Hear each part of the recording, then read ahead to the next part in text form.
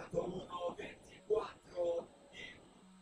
0-1 al tempo con cui Francesca Neto si è aggiudicata la quarta sirena, la terza presentiamo, seconda Ludo Chiara commento in 2 Ludovica Scarotto, 3 Irene Cerchiaro, 4 Gianna Stegani, 5 Veronica Carmi, 6 Nele Ortiz, 7 Francesca Filotto in 8 Martina Pezzo.